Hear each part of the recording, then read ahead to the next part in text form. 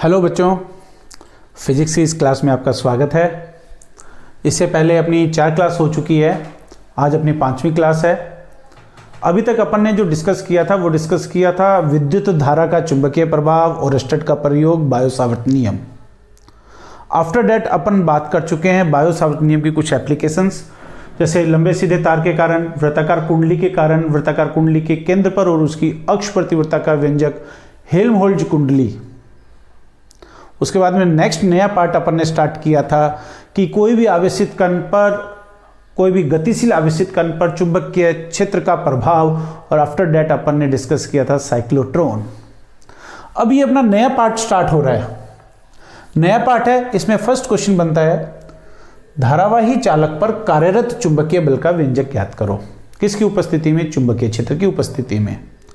चुंबकीय क्षेत्र की उपस्थिति में जो चुंबकीय बल का व्यंजक अब तक अपन डिस्कस करते आए हैं, F = Q0 V sin theta.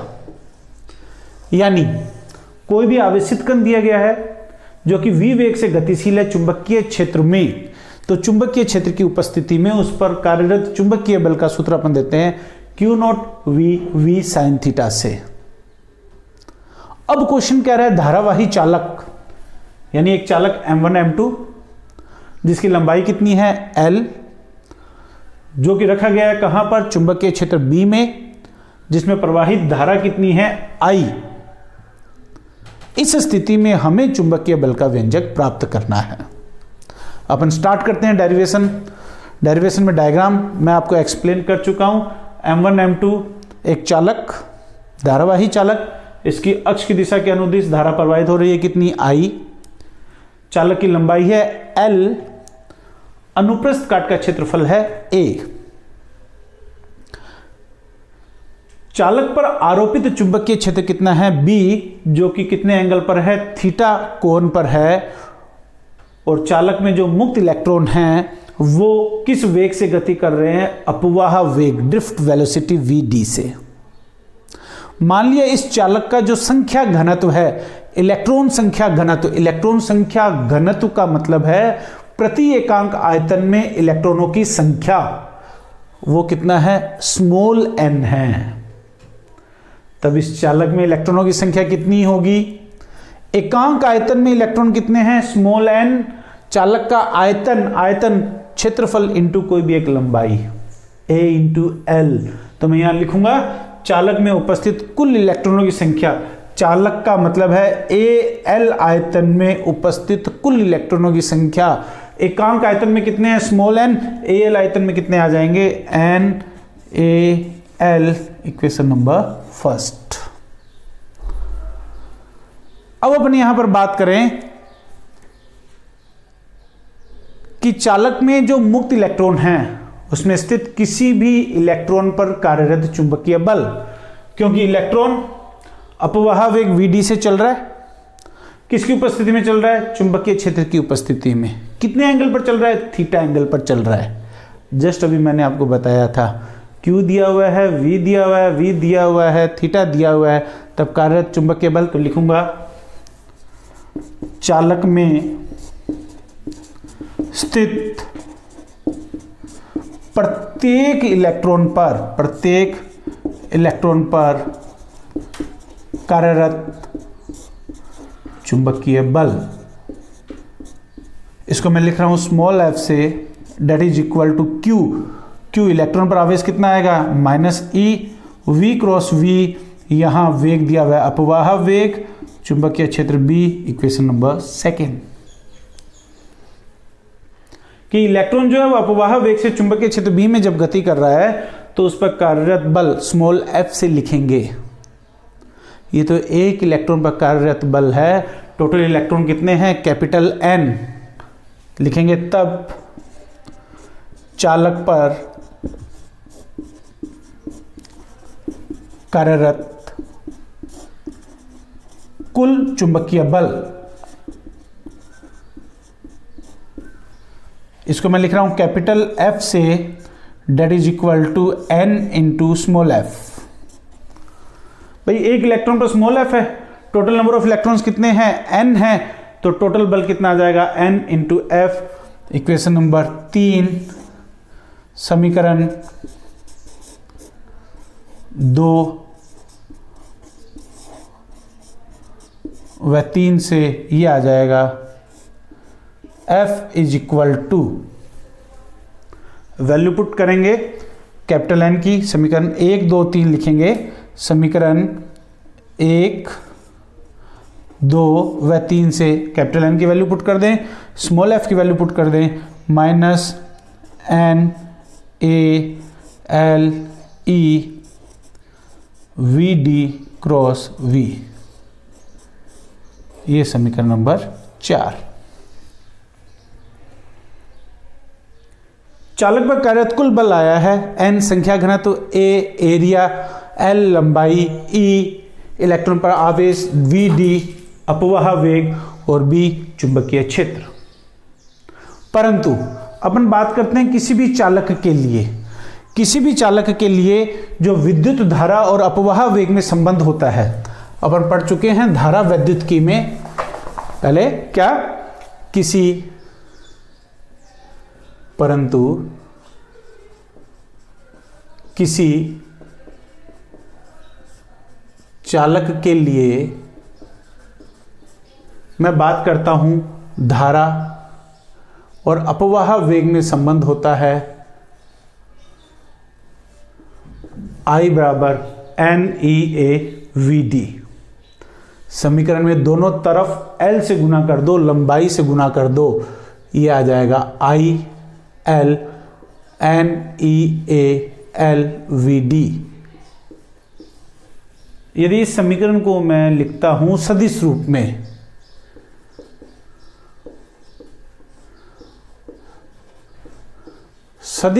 में, ये आ जाएगा IL is equal to minus NeAL VD। पहले भी बता रहा हूं, यहां पर ये धारा अल्पांश का वर्ग करता है और ये अपवाह वेग है। धारा अल्पांश की दिशा ली जाती है प्रवाहित धारा की दिशा में और अपवाह वेग की दिशा ली जाती है धारा की दिशा के विपरीत। तो IL इज इक्वल टू आ जाएगा माइनस NeAL VD, समीकरण नंबर 7। ठीक इसी प्रकार से अपन बात करते हैं समीकरण 4 व 7 से, minus NeAL VD cross V में माइनस NeAL VD की वैल्यू पुट करेंगे तो ये आपके पास आ जाएगा F is equal to IL cross B, या मैग्नीट्यूड की फॉर्म में आपके पास आ जाएगा F बराबर IL B साइन थीटा। तो बच्चों ये ध्यान रखना आपको क्या, कि किसी भी धारावाही चालक पर कार्यरत चुंबकीय बल का व्यंजक, जबकि क्या दिया हुआ हो, धारा I, लंबाई L, चुंबकीय क्षेत्र B, कितना होगा ILB साइन थीटा। यहां पर दो के हिसाब से पूछे जा सकते हैं, स्पेशल के हिसाब से पूछे जा सकते हैं, विशेष स्थितियां आपसे पूछी जा सकती है। नंबर 1, यदि थीटा बराबर 0, साइन 0 0, तो बल F भी कितना होगा, 0। नंबर 2, यदि थीटा बराबर 90, साइन 91, तब बल की वैल्यू कितनी होगी, ILB, जो कि अधिकतम मान होगा, मैक्सिमम वैल्यू होगी। आपको डेरिवेशन यहां से स्टार्ट करना है, यहां पर खत्म करना है, थ्योरी इतनी लिखनी है। स्टार्टिंग में एक लाइन लिख दें, माना एक चालक M1 M2 जिसकी लंबाई कितनी है, स्मॉल l है, अनुप्रस्थ काट का क्षेत्रफल कितना है, कैपिटल A है, में संख्या घनत्व स्मॉल n है, स्मॉल n का मतलब प्रति एकांक आयतन में इलेक्ट्रॉनों की संख्या, तब कुल बल का मान आपके पास आएगा ILB साइन थीटा। इसी में सबसे इंपॉर्टेंट बात आती है, इस बल की दिशा ज्ञात करना। इस बल की दिशा ज्ञात करने के दो नियम हैं। डायरेक्ट आपसे स्टेटमेंट भी पूछा जा सकता है और कोई न्यूमेरिकल क्वेश्चन भी पूछा जा सकता है। बल की दिशा ज्ञात करने का पहला नियम है फ्लेमिंग के बाएं हाथ का नियम। फ्लेमिंग के बाएं हाथ का नियम।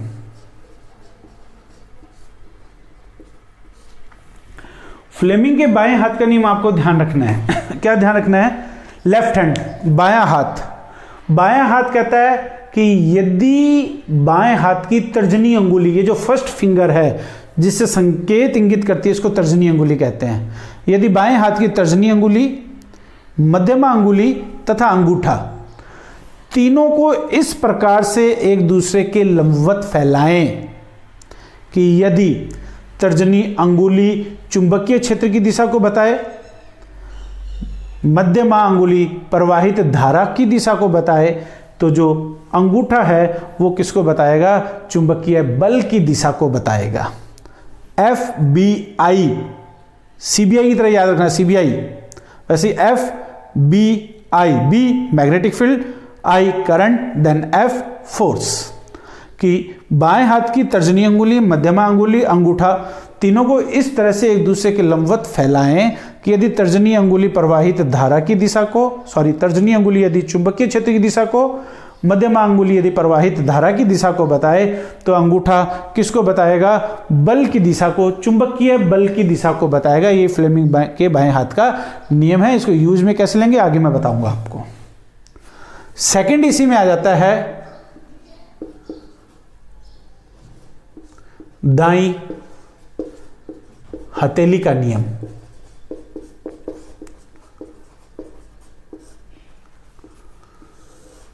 दाईं हथेली का नियम means right hand palm rule.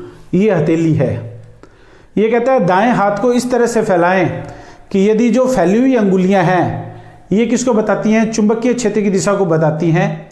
अंगूठा प्रवाहित धारा की दिशा को बताएगा। तो ये हथेली जिस तरफ पुश करेगी, धक्का लगाएगी, वो डायरेक्शन किसको बताएगी? चुंबकीय बल की दिशा को बताएगी। यही दाएं हाथ की हथेली का नियम है।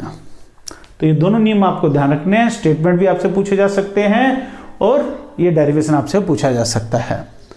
इसी पे बेस्ड आपका जो पॉइंट है नेक्स्ट वो पूछा जाता है कि दो अनंत लंबाई के समांतर धारावाही चालक तारों के मध्य कार्यरत चुंबकीय बल का व्यंजक और उसके आधार पर 1 एम्पीयर की परिभाषा।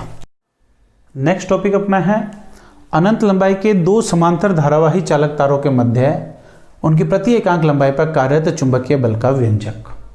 यह आधारित है धारावाही चालक पर कार्यरत चुंबकीय बल से।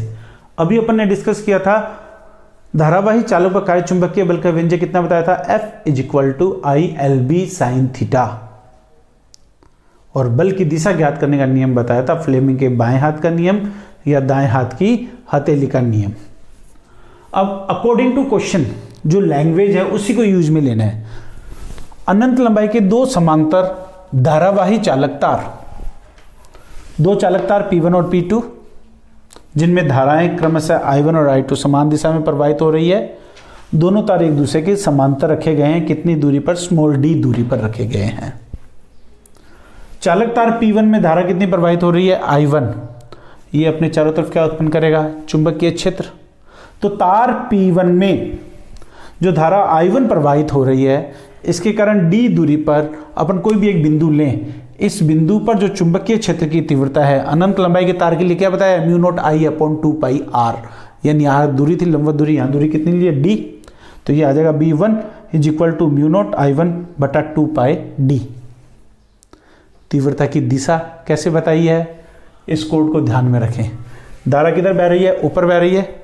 बिंदु किधर है? राइट साइड में है, तल के लंबवत अंदर की तरफ, यानी ये डायरेक्शन अपन शो कर देंगे। B1 तल के लंबवत अंदर की तरफ। अब ये जो दूसरा तार है P2, ये कहां रखा गया है? चुंबकीय क्षेत्र B1 में रखा गया है। यहां एक छोटा सा लंबाई अल्पांश लेते हैं। कितनी लंबाई का? DL लंबाई का। लिखूंगा तब तार P2 पर स्थित लंबाई अल्पांश dl पर कार्यरत चुंबकीय बल का मान। अल्पांश पर कार्यरत चुंबकीय बल, इसको लिखूंगा कितना, dF2। इस अल्पांश की लेंथ कितनी है, dl। धारा कितनी प्रवाहित हो रही है, I2। चुंबकीय क्षेत्र कितना रखा गया है, B1 रखा गया है। तो वही फॉर्मूला IL क्रॉस B, तो ये आ जाएगा dF2 is equal to I2 dl cross B1। ये अपन दे देते हैं समीकरण नंबर 2, जहां धारा अल्पांश और चुंबकीय क्षेत्र की तीव्रता एक दूसरे की क्या है, लंबवत है। लिखेंगे जहां theta is equal to 90 degree, sine 90 is equal to 1, तब dF2 आपके पास आ जाएगा I2 dl B1, equation number 3। बात करते हैं बल की दिशा की। फ्लेमिंग के बाएं हाथ का नियम। बाएं हाथ का नियम क्या कहता है कि यदि तर्जनी अंगुली चुंबकीय तल के लंबवत अंदर की तरफ प्रवाहित धारा की दिशा, मिडल फिंगर देखो नीचे की तरफ जा रही है, धारा किधर जा रही है, ऊपर की तरफ। मैं मिडल फिंगर को ऊपर की तरफ ले जाता हूं, धारा ऊपर आ गई, अंगूठा लेफ्ट साइड में, यानी फ्लेमिंग का बाएं हाथ का नियम कहता है कि इस अल्पांश पर जो बल की दिशा होगी वो बाएं तरफ होगी। इसको लिखूंगा किससे, dF2 से। फिर बता रहा हूं, रिपीट कर रहा हूं, तल के लंबवत अंदर की तरफ तर्जनी अंगुली, middle finger, current middle finger नीचे जा रही है, करंट ऊपर जा रही है, इसको रोटेट कर देते हैं, तो थंब लेफ्ट साइड में, तो बल की दिशा आ जाएगी, इसमें लिख देता हूं बाईं तरफ।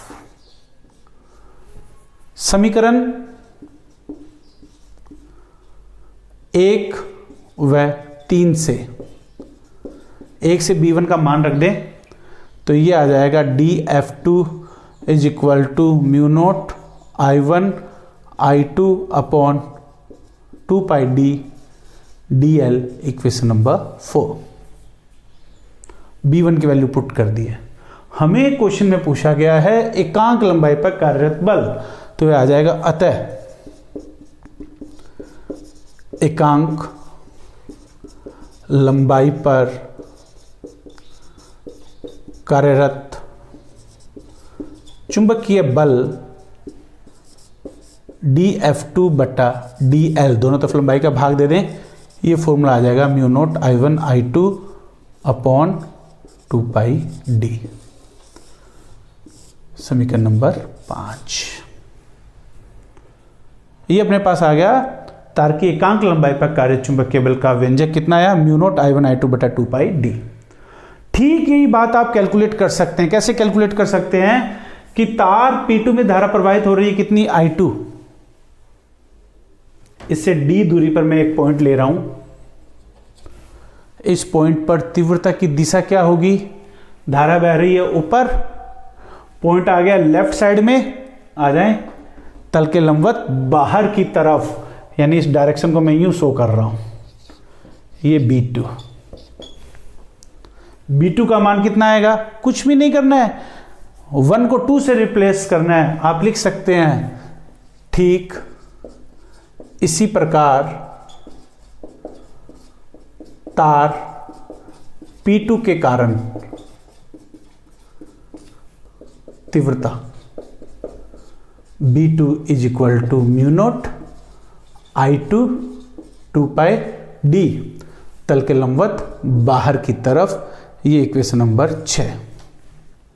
ठीक वही बात, वही प्रोसीजर।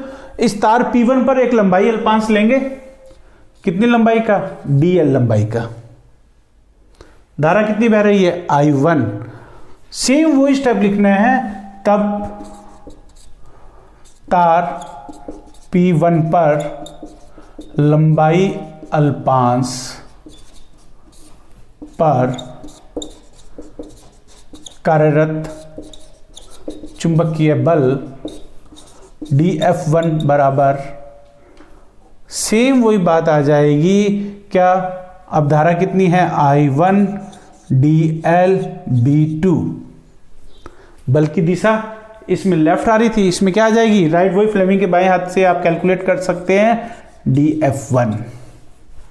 तो अपन लिखेंगे समीकरण नंबर 7, डायरेक्शन लिख दें दाईं तरफ।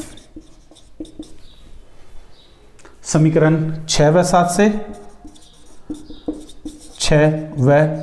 से एक स्टेप डायरेक्ट लिखें, कहीं कोई दिक्कत नहीं है। अब कंटिन्यूस आप चाहें तो सीधा भी लिख सकते हैं। ठीक इसी प्रकार तार P2 के कारण, तार P2 में प्रवाहित धारा के कारण तार P1 की एकांक लंबाई पर कार्यरत बल, डायरेक्ट फॉर्मूला भी लिख सकते हैं। वैसे अपन ने सॉल्व कर लिया, ये आ जाएगा DF1 mu naught I1 I2 upon 2 पाई D DL,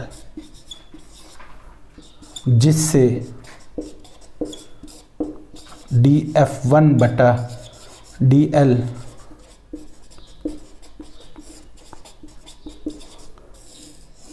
चाहे तार P1 की बात करें चाहे तार P2 की बात करें, दो समांतर धारावाही चालक तारों के मध्य प्रति एकांक लंबाई का व्यंजक सेम रहेगा। क्या रहेगा? न्यू नॉट I1 I2 बटा 2 पाई D। न्यूमेरिकल पूछा था, न्यूमेरिकल में डाटा दिए होंगे, वैल्यू कैलकुलेट करनी पड़ेगी। एक बात काफ़ी इंपॉर्टेंट है इसमें जो पूछी जाती है, वो पूछी जाती है वन लाइन पॉइंट पूछा जा सकता है, वन लाइन क्वेश्चन पूछा जा सकता है कि इस स्थिति में जो कार्यरत चुंबकीय बल है उनकी प्रकृति कैसी होगी। दो कंडीशंस बनती है। जैसे जो कंडीशन अपन ने ली है, जब तारों में समान दिशा में धारा प्रवाहित हो, तब दोनों तारों में प्रवाहित धाराओं की दिशाएं समान हैं, दोनों बल एक दूसरे की तरफ आ रहे हैं, DF1 और DF2 दोनों एक दूसरे की तरफ बल आ रहे हैं। डेट मीन्स दोनों एक दूसरे को क्या कर रहे हैं? अट्रैक्ट कर रहे हैं, दोनों एक दूसरे को आकर्षित कर रहे हैं। यानी चुंबकीय बलों की प्रकृति, चुंबकीय बल आकर्षण प्रकृति के होंगे। यह पॉइंट आपसे पूछा जा सकता है। और जब धाराएं विपरीत दिशा में हों, विपरीत दिशा में धाराएं हों, तब बलों की प्रकृति, वैल्यू कैलकुलेट कर लें। दोनों बलों की प्रकृति एक दूसरे के ऑपोजिट होगी। डेट मीन्स दोनों एक दूसरे को क्या करेंगे? रिपेल करेंगे, प्रतिकर्षित करेंगे। लिखेंगे चुंबकीय बल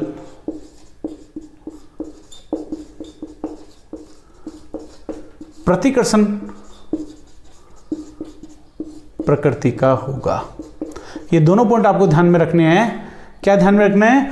जब दो समांतर धारावाही चालक तारों के मध्य बल एक ही दिशा में हो, प्रवाहित धारा एक ही दिशा में हो, तो चुंबकीय बल किस प्रकृति के होंगे? आकर्षण प्रकृति के। और विपरीत दिशाओं में धाराएं हो तो बल किस प्रकृति का होगा? प्रतिकर्षण प्रकृति का होगा। इसी से रिलेटेड लगभग बोर्ड एग्जाम में अल्टरनेट ईयर से क्वेश्चन पूछा जा रहा है। 1 एम्पियर की अंतरराष्ट्रीय परिभाषा 2। अपन I इजिकल टू जनरली परिभाषित कर देते हैं Q upon T। 1 ampere is equal to 1 coulomb पर 1 सेकेंड, यानी 1 सेकेंड में प्रवाहित आवेश से 1 कुलाम हो तो धारा का मान 1 एम्पियर होगा। अपने को कभी भी ये परिभाषा नहीं लिखनी है। चाहे हमें सीधा कह दे 1 एम्पियर की परिभाषा दो, चाहे अपन को कह दे 1 एम्पियर की अंतरराष्ट्रीय परिभाषा दो। परिभाषा देंगे चुंबकीय बल के पदों में, किस तरह से देंगे वो अभी अपन डिस्कस करते हैं। 1 एम्पियर की अंतरराष्ट्रीय परिभाषा।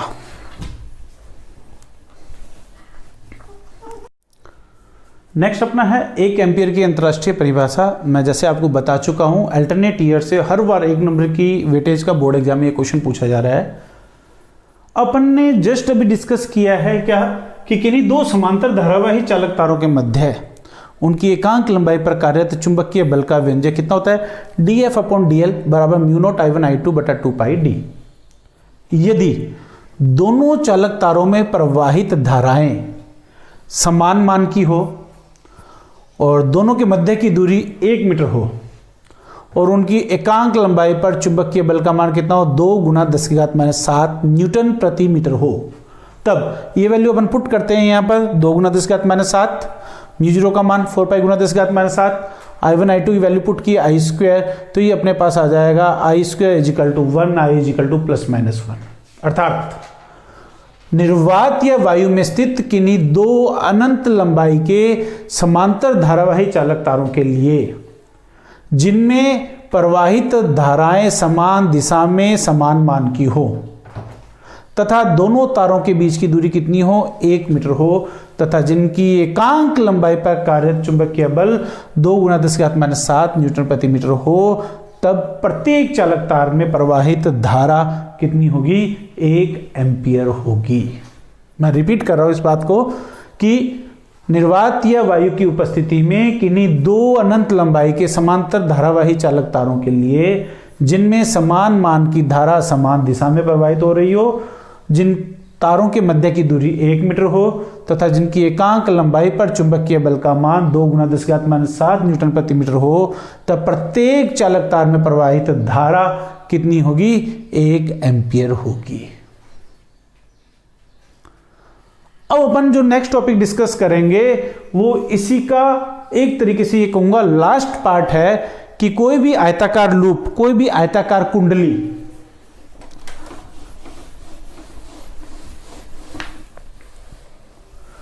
अपन बात करते हैं कि किसी भी आयताकार लूप को या आयताकार कुंडली को यदि चुंबकीय क्षेत्र में रखा जाए, समचुंबकीय क्षेत्र में रखा जाए, तो उस पर कार्यरत नेट बल तथा बल आघूर्ण का व्यंजक।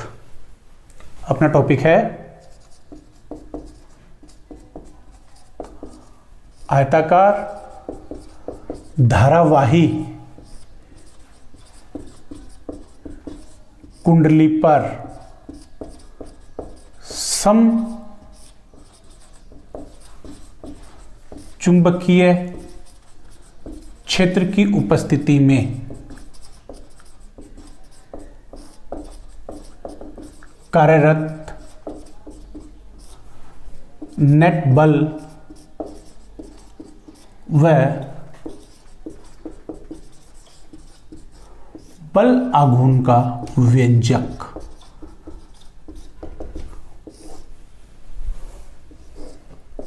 कहीं परेशान होने की जरूरत नहीं है, हेडिंग देखें, हेडिंग देके डायग्राम बनाएं। समचुंबकीय क्षेत्र को प्रदर्शित करते हैं समांतर और समान दूरी पर स्थित चुंबकीय बल रेखाओं के द्वारा। बिल्कुल सिंपल सा डायग्राम।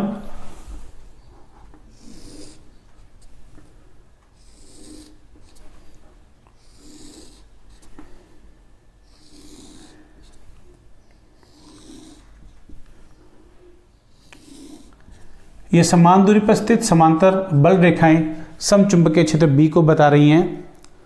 अब क्वेश्चन कह रहा है एक आयताकार कुंडली,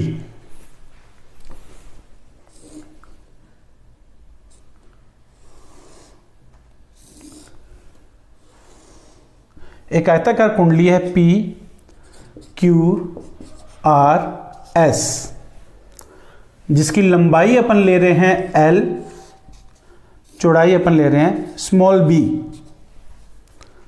क्वेश्चन कह रहा है आयताकार धारावाही कुंडली यानी जिसमें धारा प्रवाहित हो रही है कितनी, I, तो कुंडली कैसी हो जाएगी, धारावाही। क्वेश्चन कह रहा है आयताकार धारावाही कुंडली, आयताकार धारावाही कुंडली समचुंबकीय क्षेत्र की उपस्थिति में। डायग्राम में कोई प्रॉब्लम? अपन बात कर रहे हैं एक आयताकार कुंडली P Q R S चुंबकीय क्षेत्र के साथ कितने कोण पर है, अल्फा कोण पर है। मैं लिखूंगा, ये सबसे इंपॉर्टेंट बात है यहां पर, क्या, जहां अल्फा कुंडली के तल द्वारा, कुंडली के तल द्वारा चुंबकीय क्षेत्र के साथ, चुंबकीय क्षेत्र के साथ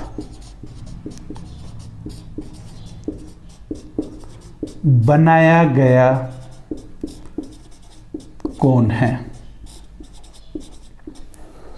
कोई प्रॉब्लम बच्चों इसमें?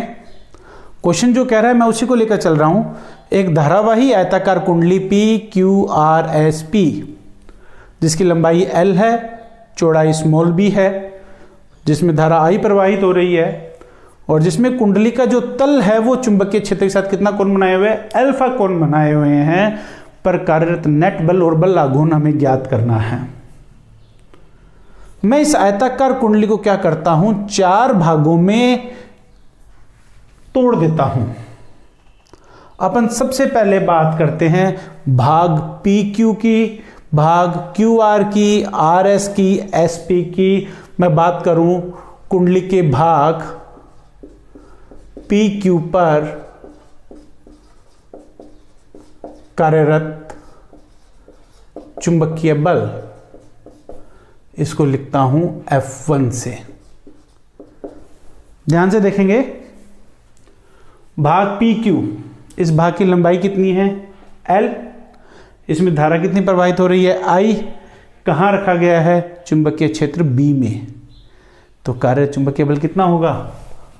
I L क्रॉस B, या इसका मैग्नीट्यूड में लिखूं F1 is equal to I L B, समीकरण नंबर 2, क्योंकि यहां बात करते हैं थीटा की, कितना है? 90, और साइन 90 कितना आ जाएगा?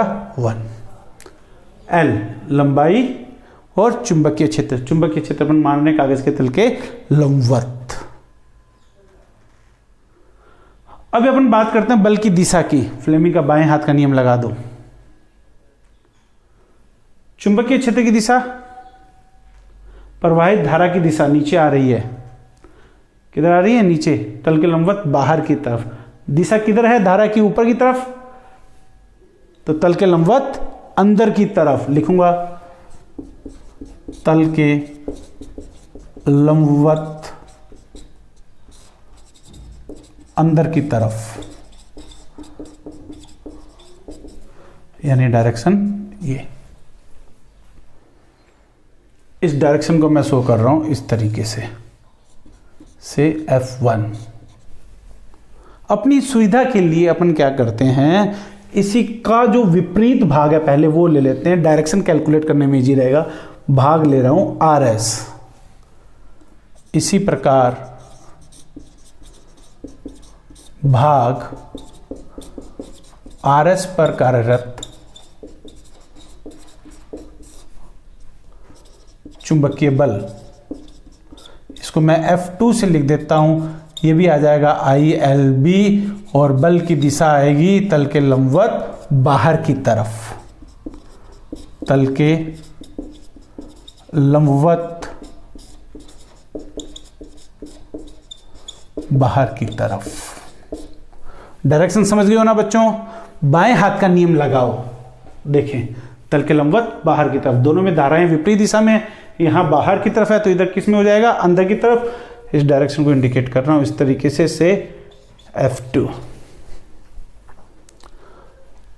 अब मैं बात करता हूं यहां पर भाग SP की। भाग SP पर कार्यरत बल, इसको लिख रहा हूं F3 से। ये आ जाएगा I। यहां भाग SP की जो लेंथ है वो कितनी है? स्मॉल b है। I B क्रॉस B, और बल की दिशा वो सेम नियम अपन कैलकुलेट कर लें। देखें, इसमें बल की दिशा, धारा इधर जा रही है, डायग्राम इधर शो हो रही है। ज़्यादा बेटर रहेगा ऊपर वाले से कैलकुलेट कर लूँ। ये देखें, इस भाग पर तो ऊपर की तरफ, इस पर ऊपर की तरफ, तो इस भाग पर किधर की तरफ आ जाएगी? नीचे की तरफ, अंदर की तरफ। यानी मैं डायरेक्शन को यहाँ शो कर रहा हूँ, यहाँ शो कर रहा हूँ। ये तो बल है F3, ये बल है F4। क्या लिखेंगे? तल के लंबवत अंदर की तरफ। समीकरण नंबर 4। और भाग QR पर कार्यरत बल, इसको लिखूंगा F4 से, that is equal to I B cross B, तल के लंबवत बाहर की तरफ। Equation number 5। कुछ भी नहीं किया बच्चों, अपन ने आयताकार लूप को कितने भागों में बांटा है? 4 भागों में। भाग PQ, QR, RS, SP। अलग अलग भागों पे बल ज्ञात किया, बल की दिशा ज्ञात की।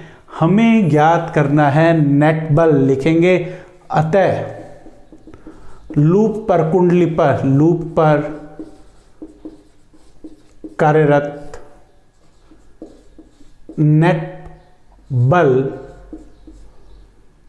F बराबर, ये बराबर होगा F1 plus F2 plus F3 plus F4। समीकरण नंबर 6। समीकरण 1 और समीकरण 3 कहती है कि बल F1 और F2 दोनों बल एक दूसरे की विपरीत दिशा में हैं, दोनों का परिमाण बराबर है। ठीक है, ऐसे ही बल F3 और F4 का परिमाण भी बराबर है और दिशाएं भी विपरीत है, तो ये दोनों भी एक दूसरे को क्या कर देंगे? निरस्त कर देंगे, यानी नेट बल कितना आ जाएगा? 0। लिख देंगे ये बात यहां पर कि बल F1 व F2 समान परिमाण व विपरीत दिशा में है,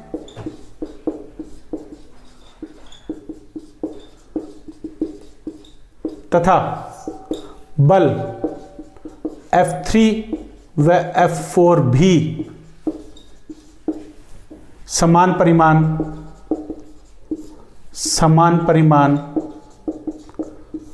व विपरीत दिशा में है। अतः एक दूसरे को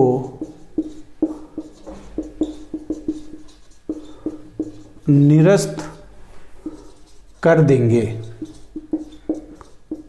जिससे लूप पर, कुंडली पर, लूप पर नेट बल कितना होगा? 0 होगा। यह वन लाइन क्वेश्चन में पूछा जा सकता है क्या कि समचुंबकीय क्षेत्र में स्थित किसी भी आयताकार लूप पर कार्यरत नेट बल कितना होता है? 0 होता है। कैसे होता है? बिल्कुल कंप्लीटली, इसके अलावा कोई थ्योरी नहीं लिखनी है आपको, इतना ही मेंशन करना है। अब बात अपन यहां करते हैं बल आघूर्ण की। बल आघूर्ण जो कि इस लूप को घुमाने में रोल प्ले करता है। यहां बल F3 और बल F4 की क्रिया रेखा की बात करूं, बलों की लाइन को पीछे की तरफ बढ़ा दें, ये होती है इनकी क्रिया रेखाएं।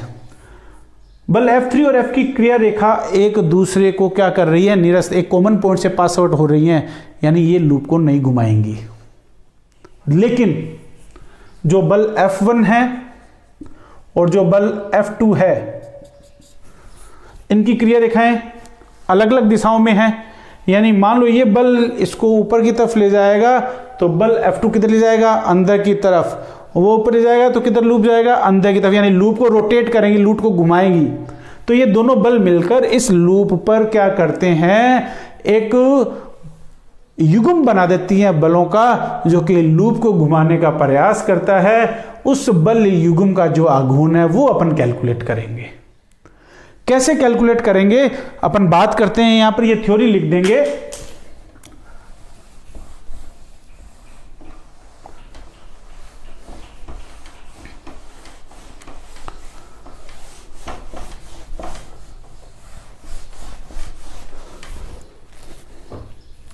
अपन बात करते हैं क्या कि बल F3 और F4 की क्रिया रेखाएं एक ही उभयनिष्ठ बिंदु से गुजरती हैं, जिसका लूप पर कोई प्रभाव नहीं पड़ता है, या दोनों एक दूसरे के प्रभाव को निरस्त कर देते हैं।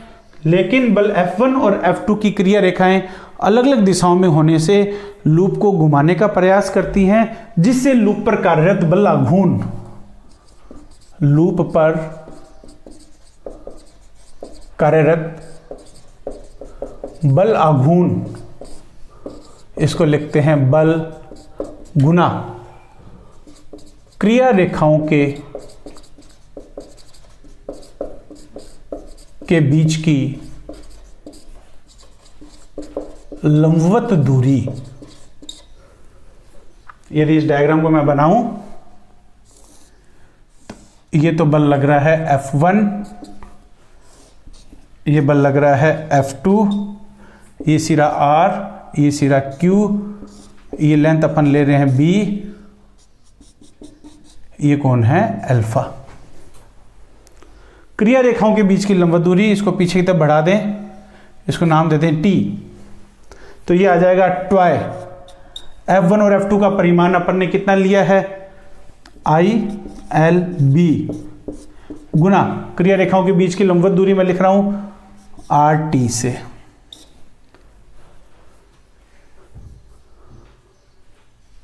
अपन बात करें RT की, तो त्रिभुज QRT से RT की वैल्यू हमें कैलकुलेट करनी है। RQ हमें गिवन है, डेट इज इक्वल टू आधार बटा कर्ण, ये आ जाएगा कोस अल्फा। RT बराबर आ जाएगा B कोस अल्फा। ये मान इस बल आघूर्ण की इक्वेशन में रख देंगे तो ये आ जाएगा ट्वाई बराबर ILB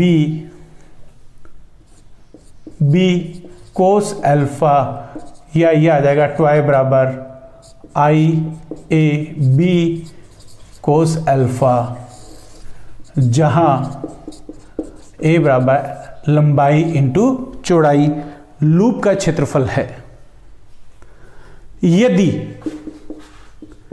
लूप में n फेरे हों, लूप में कितने फेरे हों, n फेरे हों, तब ये अपने पास आ जाएगा ट्वाई बराबर NIAB कोस अल्फा।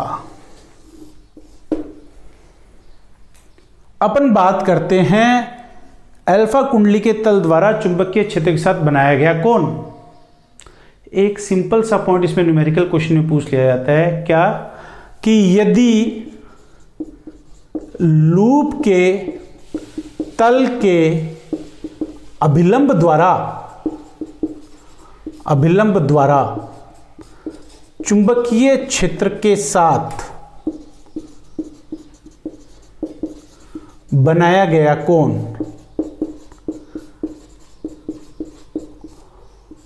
थीटा हो। यानी इस तरह से ये लूप का अभिलंब, यानी जो क्षेत्रफल है इसके नॉर्मल होता है, अभिलंबवत होता है, ये लूप के तल द्वारा, इसको मैं दिखा रहा हूं ए से, कितना कोण बना रहा है, थीटा। और ये दिया हुआ लूप का तल चुंबकीय क्षेत्र के साथ कितना कोण बना रहा है, अल्फा।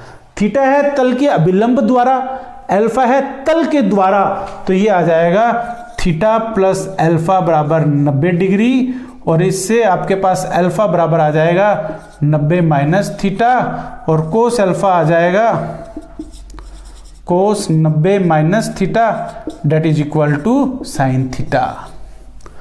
तब आपके पास बल आघूर्ण का ये सूत्र आ जाएगा NIAB साइन थीटा। सबसे बड़ी बात, इंपॉर्टेंट बात है, न्यूमेरिकल क्वेश्चन में अल्फा थीटा को आइडेंटिफाई करना। एक ही बात ध्यान रखनी है कि अल्फा तल के द्वारा बनाया गया कोण है और थीटा तल के अभिलंब द्वारा बनाया गया कोण है।